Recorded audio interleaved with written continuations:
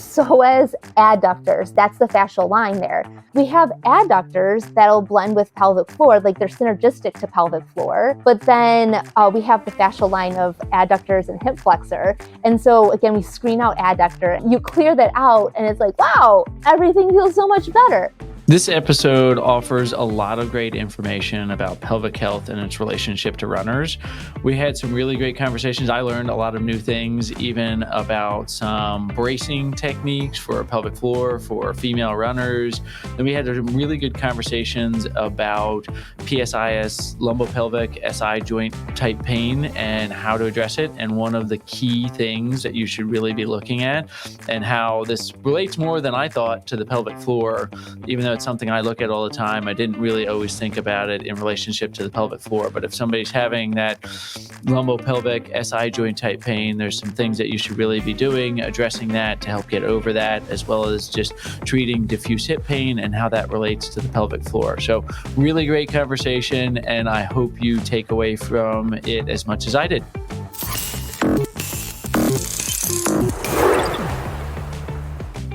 Hi, everyone. Welcome to Run DNA podcast. Very excited today to have Dr. Liesle Elsey with us. And she's coming in and somebody that I've known for a while. We actually met at a course, and you were the participant in the course for the gait analysis that we did. And we had a really, I think I have that recorded somewhere, but you had a really interesting gait analysis. Do you remember that? Well, and it's funny because I am half tempted to do a repeat of that gait analysis, because now that I've been kind of refining some of those deficits that we saw to see a year later, because it was almost a year ago that we did so just to see kind of what it looks like, because it'll be interesting, right, how that carryover from a year ago. How it actually changed. It was, if I'm remembering correctly, what we were seeing is we were really looking at the pelvis. And it's kind of ironic because I'm going to introduce you and your background here in a second, but with your background and then what we saw, it's kind of like, do we gravitate towards the things that we need most? Because we saw some changes in your pelvic tilt that we were noticing that maybe we were contributing to some of the pain that you were having. Are you still having the pain? Or... No, so that's the interesting thing. Like, I haven't been, so I've really tried to kind of clean up some of the mechanics using some of the drills that we talked about during the analysis. And I've been working on some of the mobility pieces. So that's why it'd be interesting just to see what it looks like on 3D again and do that side-by-side comparison to see what that looks like. Yeah, very cool. So, well, let me give a little background here, and then we'll start diving in because I love that we're jumping right into it here. So, Liesle got her doctorate of physical therapy from Wayne State University, and then has spent a lot of her time in outpatient specialization, but she really has focused on pelvic health and the running athlete, which is why I'm excited to talk today, because I think it's important that if you're working with runners, everyone should have a great referral source of somebody that they can send to for pelvic health related issues. And understanding when somebody should send them and what that should look like is really important. So when she's not treating, Liesle is the general manager of her husband and 4 children, which we were just talking about track season before we got on, and how it's the general manager duties are high right now with your husband's coaching commitments there. Totally. It's a busy season this is spring of 2024, and it is peak track season. I think actually Penn relays start today, and it's just full on here with track, which is a fun time of year. But and then she also owns her own practice, and I want you to talk about the name of this. So it's a Gait Core Physical Therapy, right? And tell us the story of how you named the practice. Yeah, so it's agate core therapy. Agate, sorry, my apologies. Yes. No, and so, I mean, so when you look at the name, it's like you just think that's how it's pronounced. But so agate is a gemstone found on Earth, and it's one of the hardest stones on Earth. And a patient, and so how it came to be, a patient, my pelvic pain patient, I had worked with her, and she had such debilitating pain that she just couldn't do her just regular functioning tasks. And so we worked together, and she was, there's a proper term for it, but individuals who like clean up the stones and make jewelry out of them. And she had given me a necklace of an agate stone. And she just said, you gave me the strength I never thought I'd ever have again. And so that was really, and that was 7 years ago, she had given me this stone. And so it was really special to me. And so thinking about the concept of, when we're thinking about an individual, we want to have a strong foundation. And so coming from a pelvic health background, it's like, well, what do you need as a strong foundation? Like an agate stone is super strong, and we need to have a strong, stable foundation of our pelvic floor and our traditional core. And so thus kind of derived the name agate core therapy, because all of us, male, female, we need to have a strong foundation to be able to move through life. And sometimes that missing piece is hiding below. That's awesome. Yeah, I love that story. I learned something about it. My kids love gemstones, so now I want to go get them that, but it's a great just parallel to what we do in the physical therapy field about natural movement and developing strength and solidifying the body, and how we increase the resilience so that we can go about the world and do what we want to do. So I really like it. Yeah, totally.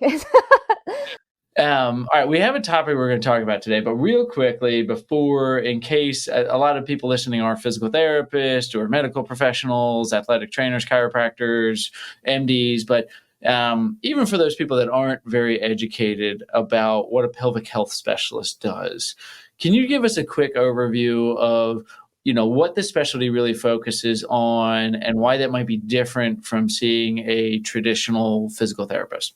Yeah. So, and it's funny, a lot of times when individuals fail like regular outpatient PT for back pain, hip pain, which we'll start talking about here in a second, is we'll see that pelvic floor therapist. So the pelvic floor therapist is going to have that knowledge kind of from all encompassing. So regional interdependence from head to toe. And so we want to have that foundation. So we do have the opportunity as an internally trained therapist to say, okay, let's take a look what's going on with pelvic floor. Is there a strength deficit? Is there a coordination that we need to work on? Is it that there's some upregulation? And so those muscles are actually honestly on all the time. And so when we think about muscles that are on all the time, they can't really perform in this dynamic aspect that we want them to be able to do.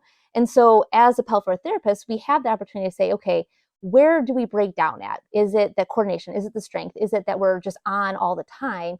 And how can we kind of refine that so that we can have that strong foundation to be able to move through life and do what we want to do? So we get to put on multiple like lenses. So pelvic floor, our orthopedic, we can even go into a bit of like neuro component and just how our system kind of can be like rewired and kind of look at it, change the perception of it. But it's also like so many different aspects, and even diet. And so our gut health kind of plays into pelvic floor stuff as well, which I think so many times, especially now, a lot of people have sensitivities to your gluten, your lactose intolerance. And so what I find is that if they have a sensitivity that they don't really know about, that locally I'll feel a bit more of an inflammatory response. And so if I feel that locally, then we know that it's a bit more systemic. And then how does that influence their healing time too? When we think about like an Achilles tendonitis or like a patellar tendonitis, like those bursitis-y things that just kind of persist forever. So pelvic health kind of goes like a whole, like it's a big ball of things. And then we have to see those big things that kind of stand out and then kind of fine tune it so that they can do what they want to do.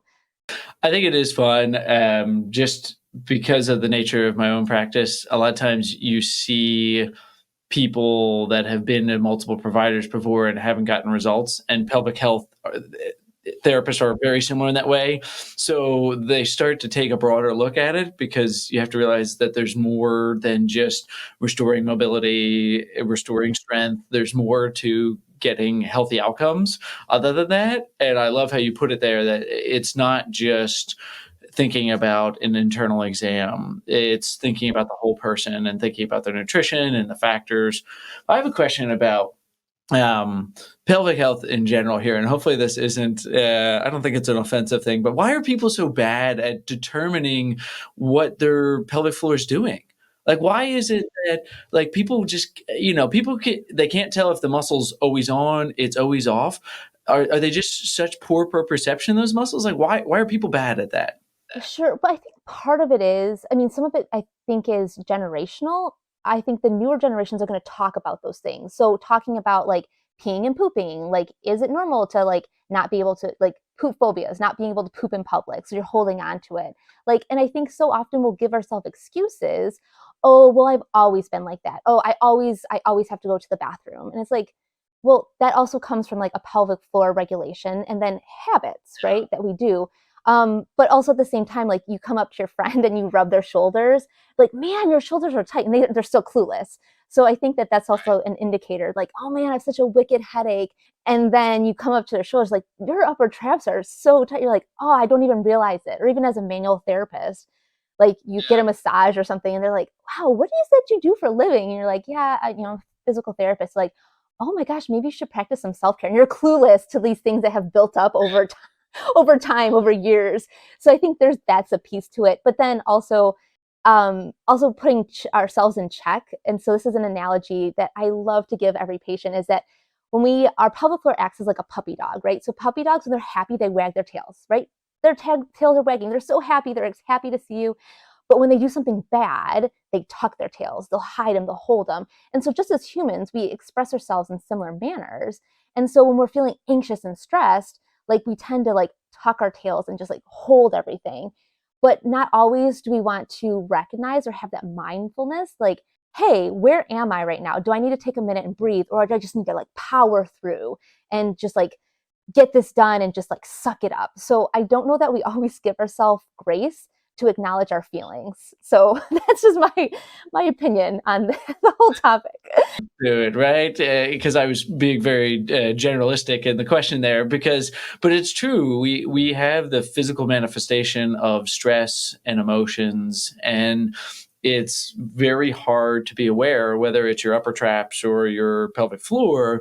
We don't get a memo that says, hey, we're on still. Like that's just, your body adapts to these new normals very quickly.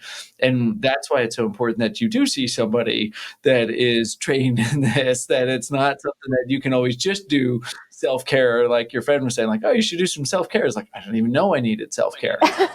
Yeah. It's the same thing as, I always joke that, and I've had some professional runners on the podcast and say, well, why do you have a coach? Like, you know so much about running. They're like, yeah, but it's hard to self-assess. It's hard to know what you're doing and to not get out of your own head and do it. And same thing with movement and physical stress. You have to have somebody that is there to help you figure that out. So I think everyone, I'm a huge advocate for the specialization. I think it should be something that everyone sees, especially certain populations like postpartum. I think that that's something, I know it's something, we've seen in my family that's made a huge impact. And I just can't thank enough the profession. And I'm glad that the topics are becoming more relevant, that people are starting to talk about, hey, it's not normal to be holding your poop in all the time. You have to talk about that stuff. Yeah. Well, even the concept too, this past weekend, I helped crew an ultra relay, and we were just having the discussion about like, oh my gosh, I have to go to the bathroom. And there weren't always porta potties and it was a 50-mile race. And so it's like, they're like, Liesle, don't even push me on this. I said, no, but like, you don't have to go to the bathroom. You're just feeling a bit anxious. Like, you're going to be okay. And they're like, I just need to try. And so when I was like, see, I told you I had to go. I'm like, okay, they're like, otherwise I'll just pee myself. And it's like, all right, no team peeing. We're not allowed to have any type of peeing in our pants. Like, we don't need to normalize that. It's okay just to let urine run down our leg, or like to have feces running down our like backside. Like, yes, it happens, but is it normal? We don't want to normalize that there is a solution to it. So I'll get off that soapbox there. Right, yes, we could go probably into a whole soapbox on that, but I did want to talk about something similar but different, because I think there is a lot of attention. I love that there's attention to urinary incontinence and how that should not just be something that's swept under a rug. We should talk about it and we should find solutions to it. 100% behind that. I love that that's there. But I wanted to talk a little bit today about more hip and like low back, SI kind of pain there, and how that might have a relationship to the pelvic floor, because I think that this is something that people will often get frustrated with when they try traditional things for some hip pain or low back pain. And when they don't see a response, they get very frustrated thinking like, oh, well, I must need an X-ray. I must need an MRI, because clearly there has to be something really wrong with my hip. And then they inevitably get the MRI and there's nothing wrong with their hip. And then they feel even more frustrated. So can you talk a little bit about this diffuse hip, SI pain population, a little bit about, like, maybe we just start with, how do you know when your hip's not getting better, or based off of your symptoms, how would you be able to tell somebody that you're like, I'd really like to screen you or see you for some pelvic contributions to your hip or low back pain? Yeah, generally, if so, for instance, if they have pain, so a lot of times like people have like a lacrosse ball and they'll just like get at that spot, like, oh, this is where it hurts, and they rub at it with the lacrosse ball, they'll foam roll, Theragun, they might cup, and it gets better, but then it comes back pretty fast. Chances are there's like some piece of coordination with that pelvic floor. There's a missing link. So if they're doing all the self-care pieces, they're doing the stretches, it's like, okay, well, obviously there's something missing with that pelvic floor. There's that fascial connection. So pelvic floor, backside of the pelvic floor, deep pelvic floor, is comprised of piriformis and our obturator internus. So all of us in the PT world, we know like piriformis syndrome, like how that contributes to like SI pain and blah, blah, blah. But it also is part of the pelvic floor. So whose fault is it then? Is it a hip instability component? Maybe they just don't know how to eccentric load the hip. So we go back to gait mechanics, like if my foot hits the ground, there's going to be this like slow internal rotation, then we're going to go into like the external rotation. And can the piriformis, can obturator internus like help shock absorb and do that rotation, the eccentric load, to like then have that like responsiveness? And so if they don't have that piece, it's like, okay, so then is it the hip's fault? Or is it pelvic floor who's like, hey, I need a bit of support here because I'm postpartum? So to kind of get back to that answer again, it's like, if it's diffuse pain, you massage it, you do the mobs all to the outside, and it helps, but it comes back, there's probably a pelvic floor piece there. So we have to see who's playing off of who. And it can go back and forth. Maybe it is piriformis and hip, but then pelvic floor's like, oh, I'll help you. And so now I'm just going to be tight. And then hip's like, oh, I feel great now. And pelvic floor's like, okay, well, now I'm holding tight. It's like, okay, now that lets go. And then now and so it goes back and forth. And so then you're just chasing that like diffuse hip pain and even SI pain for that matter. Yeah, so is it compensating? Is it, or the main contributor to it there? And it's probably tough to tell unless you've historically been following somebody for a long time. So you probably, like, correct me if I'm wrong, and maybe there's other ways that you can tell chicken versus egg there, but taking a multimodal approach and saying, hey, when you're having hip pain, you should be paying attention to the pelvic floor, and if you're having pelvic floor pain, you should be paying attention to the hip too. Yeah, and so the other screen too can be like, so say I'm just meeting a patient for the first time and we're chatting and they're like, oh, I'm coming in for some hip pain. It's like, okay, cool. Yeah. Well, let me go ahead, tell me a little bit about like pelvic health. Like, do you have any leakage when you cough or sneeze? No. Okay, cool. How about like, do you always go to the bathroom? Like, are you that person who has their morning drink, maybe they have coffee, and then they're going to the bathroom? Or they're that friend that they goes to the restaurant and they're like, oh, I have to hit the bathroom. It's like, so they have that urinary frequency. And it's like, okay, that's like a little bit of a red flag, like something might be going on there. Talking about bowel habits. Okay, can you go to the bathroom regularly? Yeah, I poop regularly. Cool. Like when we go to the bathroom, are we pooping grapes or bananas? A bunch of grapes or a smooth banana? And so it's like, okay, yep, I have maybe more grapes or bunches of grapes. Like, okay, maybe a bit biased towards constipation if we're having single grapes. It's like, okay, so that's another indicator, something pelvic floor as far as tension. So urgency, frequency, and then a bit more constipation. So the clusters of symptoms, we'll see, okay, maybe some tension through the pelvic floor. And then for our female population, it's like, well, do we have any pain with insertion? So for pelvic exam, using menstrual products, whether that's tampon, menstrual cup, menstrual disc, and then pain with intimacy, with penetration. Again, if the answer is like, yeah, there's some discomfort there, and maybe it's been like that for ages, then we know history has already set them up to have some pelvic floor symptoms that maybe they've just normalized over time. For our men, again, I think they tend to have just more pain. So it can be like their diffuse hip pain, and they'll still fall under the constipation-y stuff, like, and sometimes they're great. And so from that perspective, we just have to appreciate that, like, those will be the cluster of symptoms that will say, oh, pelvic floor first, then hip pain.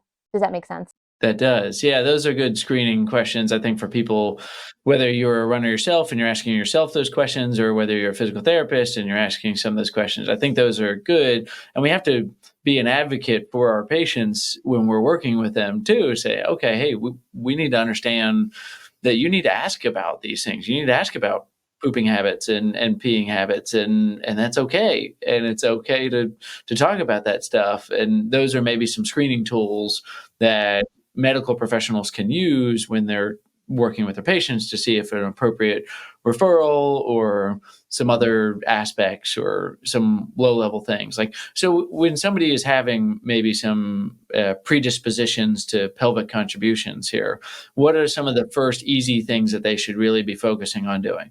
Yeah, so I think if they're nervous about pelvic health, then we screen out hips. So what does the hip do?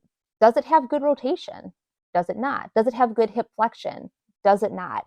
So because whatever the hip does, the pelvic floor is going to be influenced by. So generally speaking, if we're talking from the outside, typically what I see in the outside, even in going into the low back, if we have some guarding through like the QL or the paraspinals, and we're thinking about some SI pain too, we'll go kind of throw a little bit SI in there, and then you kind of screen down through like the glute tissue. It's like, wow, it's like rock solid on this side.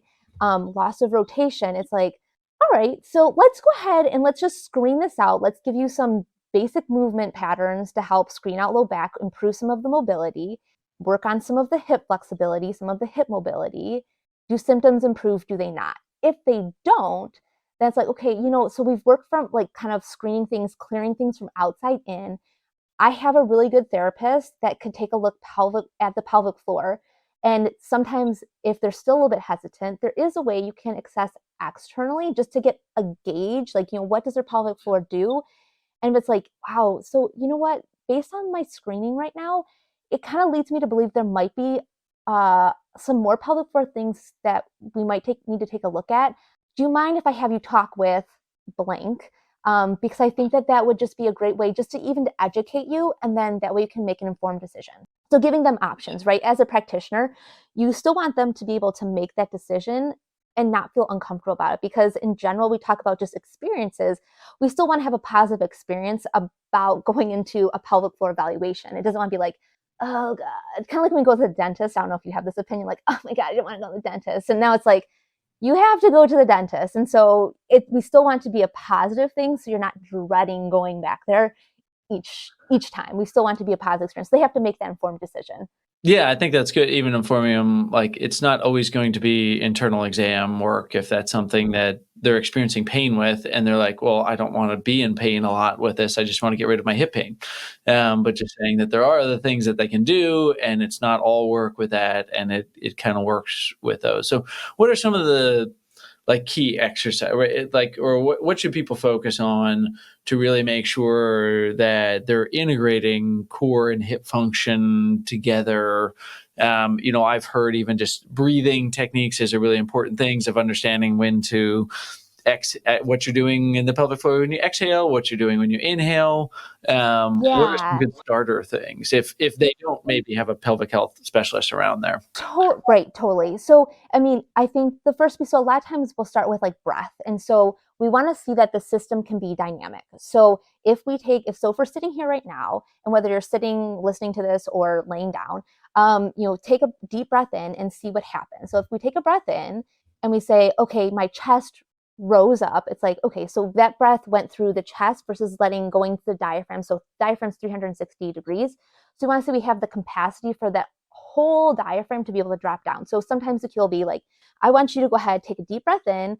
And as you take that breath in, I want you to visualize that breath goes all the way down to the tailbone. So, okay, yep, I can feel that come on down. So we're knowing that we can get that backside of that pelvic floor to open up a bit. And so thinking about backside, we can think like obturator internis, piriformis, and just saying, okay, well, there's our connection to our hip for any type of hip pain, SI pain. And it's like, okay, well, cool. Like I can work on that every single night. I can do this restorative breath and getting that connection. When we think about, okay, well, now do we have some hip mobility things? And again, going back to like our basic, like mean stretches that I love would be like a modified pigeon pose, right? Really getting that nice deep hip stretch, but making sure that it truly is refined to the hip. And we're not just like cranking our pelvis over the femur. And so now we're just like gapping that SI joint. Does that make sense? Yes. Yes. So we have to make sure that we're refining it, because a lot of times people even get into like a figure 4 stretch and they'll just like crank on their knee, like, look what I'm doing. And it's like, oh, wait, pause. Like, let's just make sure that this is just like the hip is stretching and it's not kind of giving some type of abnormal pull or like a just imbalanced pull at the sacrum. So appreciating like we can have SI stuff from like, okay, our ilium moving versus like our sacrum. Does that make sense? Like relative motions. Yeah. And how that force can kind of interplay with one another. So working on the breath, like, can you have a dynamic pelvic floor? Yes or no? Simple question. Does it move? Yeah. Does it not? Then, what does your hip do? Do you have the ability to get that separation? And thinking about SI motion, it's like, okay, looking at hamstrings and quads, do you have, and this is my favorite, it's like doing the run DNA screen, right? Forward bend. Can you touch your toes? And be like, oh, my hamstrings are so tight. And it's like, okay, first piece of homework, we're going to work on some hamstring flexibility, because we want to see when we do like drive our knee forward, we can get separation between glutes and hamstrings, like, and so that we're not getting this opening through the backside, which can generate some of our SI, like lower lumbar dysfunction. So again, flexibility, things that most runners will tell you, no, I don't stretch after I run. Like, of course you don't. Or no, I don't do any weightlifting to actually go through functional mobility and use it. Of course they wouldn't, right? No.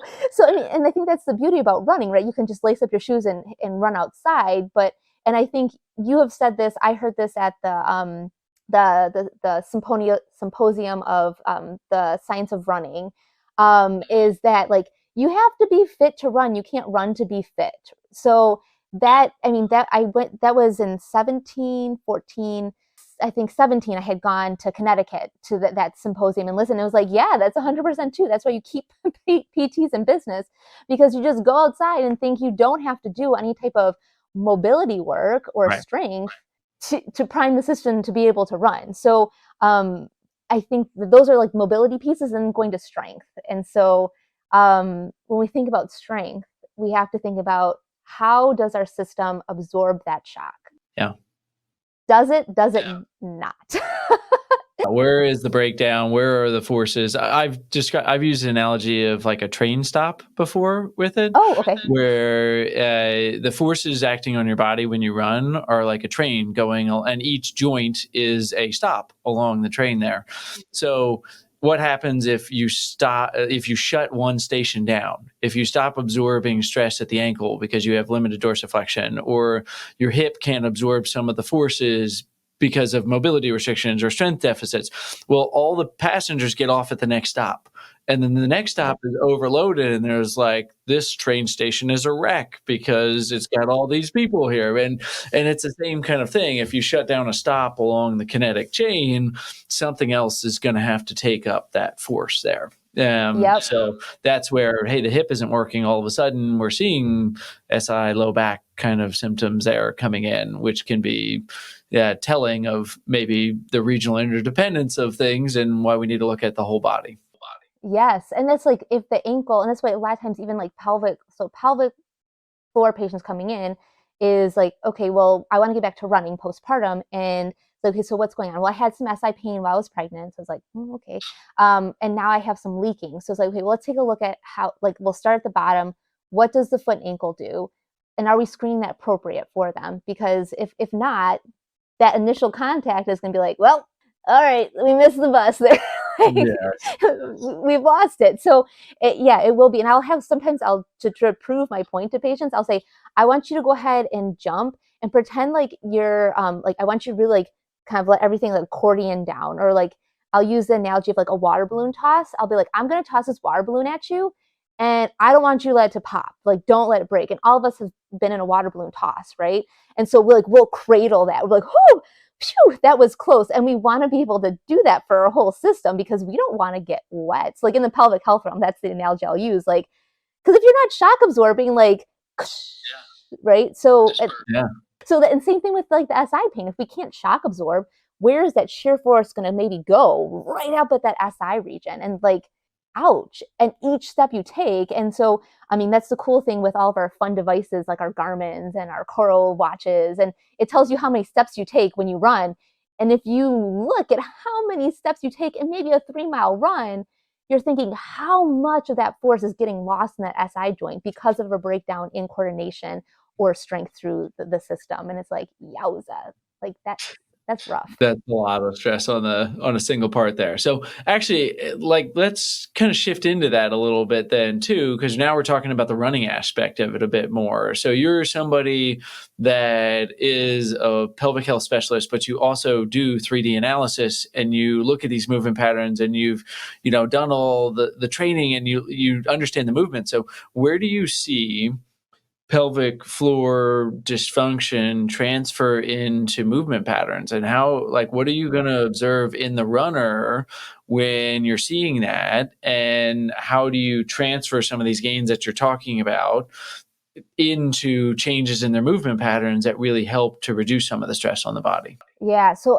I'll say, like, thinking like a case comes to mind right now, and it was she had incontinence, but she also had some low back pain as well. And then previously, so probably, how long ago was it? Maybe like 15 plus years ago, she had a mastectomy. And so she had a quad deficit on that side. And so when we did the gait analysis, it was like, okay, yep, we know that there was a bit of a deficit. And even looking at the ankle, like that something was going on there. And so really working to clean up the mechanics of what we were seeing at the foot and ankle, at that knee. And the weakest link ended up being up and through the low back, because like everything beneath it wasn't really shock absorbing as we'd like to see. And then as a result of not being able to, so then the body, and this is my assumption, so like we make some assumptions like of how things come to be, like hypothesize, if you will. Yeah. And it was like, well, okay, so she wasn't able to shock absorb. She had some weakness through the hip. And now we got the hip doing what it needed to do. And so then by way, incontinence got better because we were able to load the system up. So from that aspect, it was like, okay, we looked at the ankle. Was the ankle able to go through any type of dorsiflexion? Yes, no. Were we able to see that knee could go through the appropriate like knee flexion moment? Yes or no? And then even I'm trying to think, I can't remember what, I don't think that she could really get into proper hip extension because her ankle wasn't getting to extension, right? So then she was like a bit dumping. So hip didn't extend, but she could like just move through the pelvis a bit. And so years of running like that, it kind of, built up. So it's like a perfect storm. And so from a gait analysis, that you can see those breakdowns. And then the other one would be overstriding, like people putting on the brakes, right? And so and I think that tends to probably be the most common. But what we'll see as far as like what is their category, if you will, like, oh, yep, they're an overstrider and collapser. That's going to be like, pelvic floor. Yeah, high forces can absorb what they're doing with it. And that's why we actually came up with the 12 categories instead of the 5, because we were seeing these like subcategories that were actually really helpful to understand what to do with people, because you say, okay, well, hey, you're overstriding, force is high. Then you're collapsing because your capacity is low. So it's kind of that perfect storm, an overstrider collapser. What are we doing with them there? And that's probably a perfect example for somebody with pelvic floor dysfunction, that they can't absorb some of those forces that are being imposed on them. And so correct me if I'm wrong, but you were kind of saying that, and this may be a good or bad thing from what I understood there, that when you change the stress on the body by doing gait analysis and reducing some of the forces, the incontinence will improve because it's not getting taxed as much. Correct. That's my assumption. You don't want to stop there, because the underlying cause for the incontinence is still there, and they need to address it. So you need to do both, because now the system will be able to recover better because it's not being assaulted as much. Yeah. And that's, again, it becomes an assumption, because I think now we talk more about incontinence. So, I mean, there's a lot of hacks that women will use. So, for this individual, it's like, okay, well, if I were to, like, when I'm on my cycle and I have a tampon in, I didn't leak as much. And so that's why someone will use a tampon. But now Impressa has or Poise has Impressa, which is a similar device to give a bit of support. So it was like, okay, well, did we have deficits in our pelvic floor that existed because of postpartum? And we just were like, oh, well, I had kids, so I do have some leakage and whatever. And then that evolved into your hip and back pain. So it evolved into that. And so we have to think, okay, well, did we have a combination of both things? And then like one fed off of the other, and now it manifests into something that's just much louder. And so like the concept of like Shrek, you're an onion. Like I gotta peel back the onions. Yeah. Wouldn't though just like would doing that, like inserting, wouldn't that be kind of like back brace where eventually you're actually just reducing the use of your muscles and all of a sudden you become weaker? Would that have the same effect or? It depends.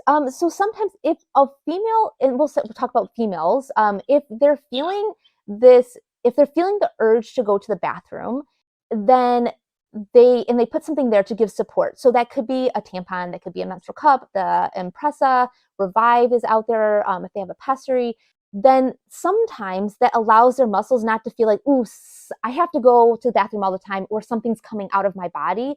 And so then it allows the muscles not to be in this, I'll say, and this is probably not the right term that I'll use, but like a hypertonic state where it's just like always like, okay, I got you, I'm holding you.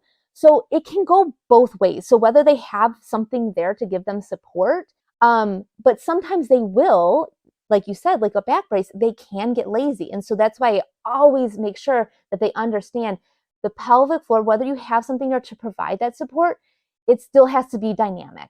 Because at the end of the day, if you take that brace away, your muscles still have to be able to function. And if they can't, they forget how to do it and they become lazy, then we have a whole host of other like considerations that we need to think about. So it can go both ways. And I think that's important to remember. It's not just one way always. Nope. Well, it sounds almost like an orthotic strategy of you're going to shift the load for a little bit to allow the tissue to heal, but the idea is not long-term use. The idea is not to use these every time you run for the rest of your life type thing. It's like when somebody has medial tibial stress syndrome, that's when we might use an orthotic to shift some stress off of the medial aspect of the tibia and just give it a little time to heal. But then all at the same time, we're re-educating the plantar flexors and the intrinsic foot muscles, and we're teaching the body how to absorb stress appropriately so that eventually we wean off the orthotic and we get them back to normal running there. And there'll be that caveat as like, as we know, muscles don't always have as much of that, tissue doesn't have that elastic principle. And so sometimes like women, we need to have that sports bra on that's like a little snug. And so for women, we need to have that support. Sometimes if we've had birthing experiences that maybe are a bit more traumatic, or maybe we struggle with constipation. So we're always constantly pushing, which isn't, that's a whole nother topic. But so sometimes we do still need to have that support there, but the muscles are still going to be the first line of defense. And we have to remember that muscles are always going to be the first line of defense, that they can be smart, adaptive, responsive. And sometimes we need to have that little like internal sports bra, just give it a little boost. Yeah, no, that's interesting. I hadn't thought about it that way. And I guess there's morphological changes, right? Just natural changes that we see over time. And I think our tendency is to always go for kind of like the agate stone, like you're saying, go for that, right? But eventually time even wears those down, right? And you might need a little help with some of those things. And we see changes. And when we do like an orthotic, I think people probably know I'm not a huge orthotic user. I don't use them very often for it there. But there are times when there are non-modifiable changes. And we have to kind of consider when we're incorporating equipment, is this something that we can modify? Can we get back to 18-year-old self with this here? Or no, we've had 3 or 4 kids and it's not going to ever be back to 18-year-old self. So we can make it much more manageable and enjoy the activities that they like by providing some support in certain ways. So that's it's interesting.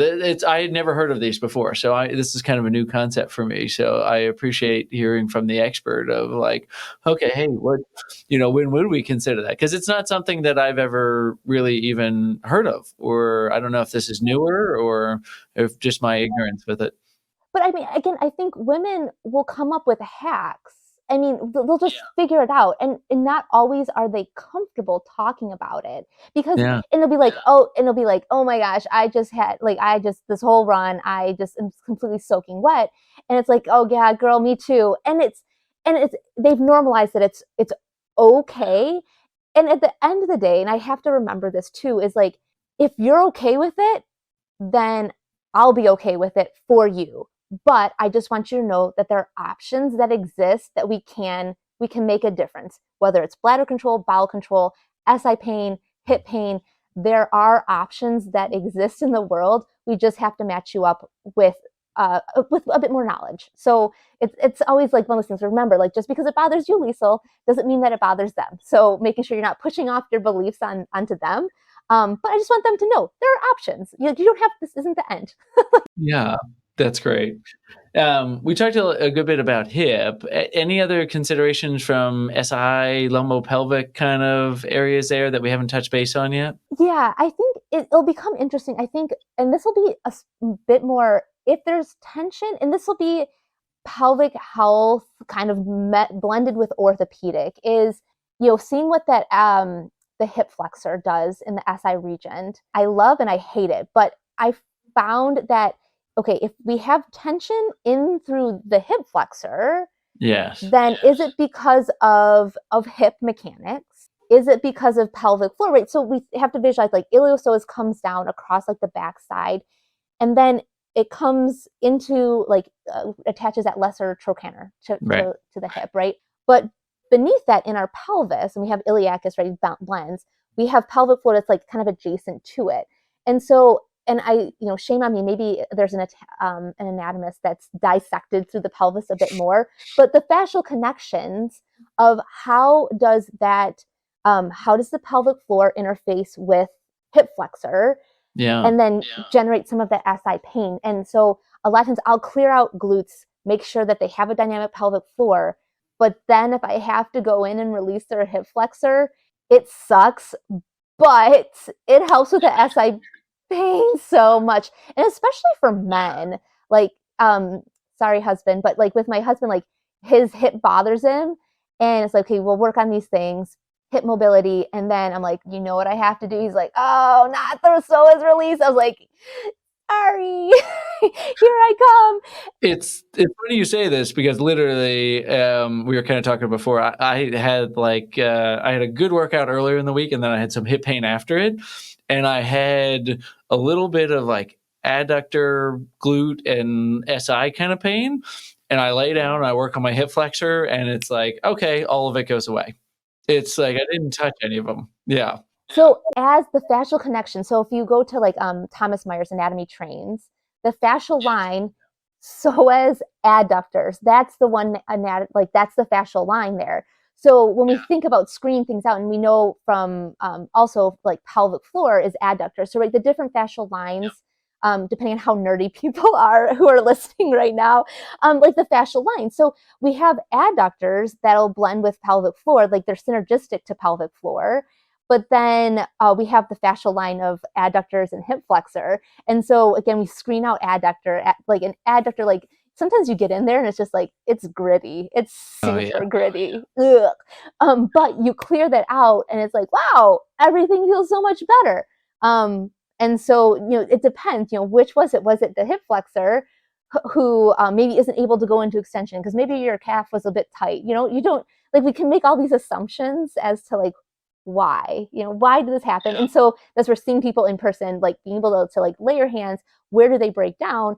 How does that affect like the fascial line? But yeah, so it's another tangent, but yeah. Even like I find the same thing. It's funny you say that, because I've always found if somebody's having this one-sided low back pain, I have to check the hip flexors. It's going to probably be involved in that in some aspect here, especially in more like SI type pain. And this is definitely a soapbox here, but something I found, and a tangent here, a lot of people address the like the iliopsoas closer to the hip and from the front side. I go to the back. And I go in and loop around from the back and get on the proximal origin as much as I can there. And I find if I can get in on that aspect, that gets much better, longer lasting results, because when you just address the insertion as opposed to that, you're not really getting the whole picture, and you have to get up actually at like the lumbar spine attachments there, and you can get it. Yeah. You are far kinder than I am, because I'll just walk my fingers up the abdomen and get into the, So look, I'll be very, like I'm being kind when I'm on it there, because it's so painful. But it's a good positioning. Yeah. You have to screen out the whole psoas muscle, like you do. And I mean, and it's also a reminder to, like, doing talks like this, teaching, is it's a reminder to ourselves, like, origin insertion, we have to clear out the whole muscle. And so I will go, like, and I'll put them up into flexion to do like a bit of like a counter strain, a bit of a moment there, but just see, like, can I in fact get into the like proximal part? And so I'll tie this back into like pelvic health here. Psoas has fascial connections to diaphragm. Cool, right? Yeah. So if hip flexor is like stuck, then does that like make the diaphragm bit gucky? So now you got to take that deep breath in from, like, posterior diaphragm. Can it move? Can it move? Maybe not. Maybe we've never taught it to be able to do that. And so if we can work on doing some of like that deep breathing, so to work on like posterior diaphragm, get into child's pose. If you need to put a pillow like on your thighs to help give you a bit more of like that like arched position, so you can really breathe into the back. Does that allow that connection of hip flexor, so psoas proper, interface with the diaphragm? Does that allow that to move? And like we'll go to like posterior side, like QL, and how it's like on the back side. Do we see like, okay, yeah, now that can like open up, and kind of now we can have that diaphragm give input to the pelvic floor to say, hey, pelvic floor, we're buddies. We need to go places together. If I take a breath in, that pelvic floor can lengthen. As I breathe out, it can come back up. It's nice and dynamic. Super. Like we have that dynamic motion. But if it can't be dynamic, if it can't adapt and kind of meet your needs, what's going to happen? And that's why we come in for diffuse back pain, hip pain, pelvic floor dysfunction, urgency, and all those fun things. So we make assumptions, but you have to screen it all out. It's all connected.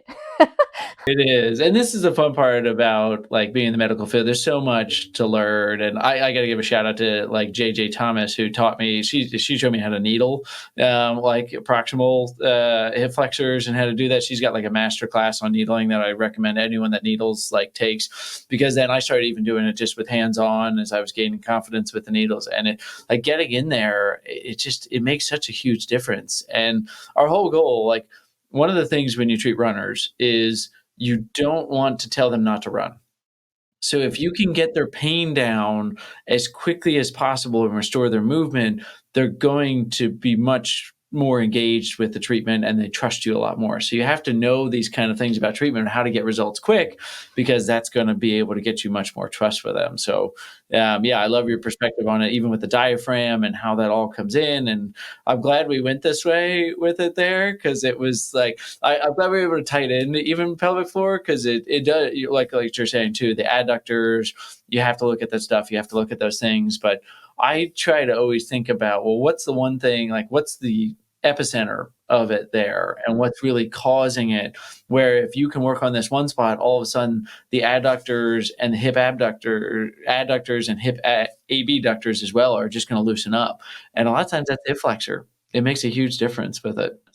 It does. Well, and that's the other interesting I was just thinking about is when we think about even just like diffuse pain, so a bit away from like the low back pain, but it's still kind of in the pelvic girdle, is that we'll have nerves that kind of traverse through that psoas muscle that can kind of give us some saddle groin pain. So what we can identify as like, ooh, it's my groin. So as I think traditional orthopedic therapists were like, groin, hip. And it's like, is it hip or is it psoas? Or is it nerves that are being compressed through the lumbofascial connection that are giving us, mimicking some of the saddle pain, groin pain, and it's diffuse. And so we're kind of chasing it. So, going back to like PT school, and we learn all the nerves and what they innervate, it's kind of like, okay, but also sensory, like and that's one thing that going back to nerve innervation, is very humbling, because in PT school, you're like, your brain's like exploding. When am I ever going to use this information? It's like, oh, trust me, once you've had time to reflect, you will. And so from that junction, you'll see that can be just like diffuse saddle pain. And I'm part of GFAM, so Global Pelvic Health Alliance membership. And so they have this beautiful picture of how the interface of how the nerves kind of influence and kind of play into the pelvic region. And it's such a cool image. So like, shout out to the illustrator who has done those, because we can see how what we might assume is maybe it is hip, but maybe it's coming from the lumbar region. But is it because our hip flexor site, or is it because the dynamics of our pelvic floor aren't as dynamic as we want them to be? And so again, which comes first, the chicken or the egg? You don't know. But sometimes if we listen to our patients, they will tell us. We just have to like listen, and not always. I'm guilty of this. Not always do we listen. We hear, but we don't listen. Yeah, that's a huge part of it. And it's fun. It's putting all the pieces together. And I love how this whole conversation really has continued as it started, as saying we have to look at the whole. We have to look at this. And I think that pelvic health is that piece that oftentimes isn't as looked at. And I love that it's gaining popularity, and I love that it's getting to be more of a common thing that's talked about, more that it's a common treatment sought after. So kudos to the profession for going that way here. And so I feel like we could keep talking about lots of other fun, different things too here. But in the interest of time, how can people find more about you? Like, what's the best way to connect with you if they want to keep going with some of these conversations, or they think they need some help themselves? Like, how can people get a hold of you? Totally. So on Instagram, I'm at dr.Liesle Elsey. So LIESLE.ELSEY. So I'm working on trying to build that platform. It's just gaining knowledge. And so I think as most individuals, we just want to be a resource to people. So you can find me that way. You can email me through Agate Core Therapy. But honestly, any question that people have, I'm happy to continue this conversation. If like, I want you to teach me more, absolutely, I can do that. So yeah, I think that's, and even so that'll probably be the best way, through like Instagram is probably your best way. Things always get lost. This has been great. It's really been a pleasure just chatting with you and hearing. And I love, the multimodal approach, but also relating it back to the running form too, because I think that that's interesting, and a different specialty within the specialty of how we can look at that and see that we do need to address this, and that gait analysis may be a critical function of addressing these incontinence issues and addressing hip pain and low back pain in females and runners, and maybe even with walking. Like we do a lot with running, but same thing with walking, and looking at their mechanics and how we're absorbing those stresses. So I think it was a really cool perspective. Thank you so much this was an awesome conversation. Like you said, we could talk about this 4 hours probably. Yeah. But well, thank you for being on, and thank you everybody for listening. Happy healthy running. And until next time, if you want to hear more, you can also head over to rundna.com, sign up for the newsletter, find out about other webinars and events and courses and things that we do. So thanks for your time today, and have a great one. Like what you hear? Leave a review of the show wherever you listen, and don't forget to subscribe so you never miss an episode. RunDNA helps runners and running specialists through education and technology to identify each runner's unique injury profile to avoid setbacks and maximize results. The RunDNA podcast is produced by Ace Running LLC. The RunDNA podcast is intended for educational purposes only. No clinical decision-making should be based solely on one source. While care is taken to ensure accuracy, factual errors can occur. Always seek the guidance of qualified medical professionals before making healthcare decisions. Find us online at rundna.com.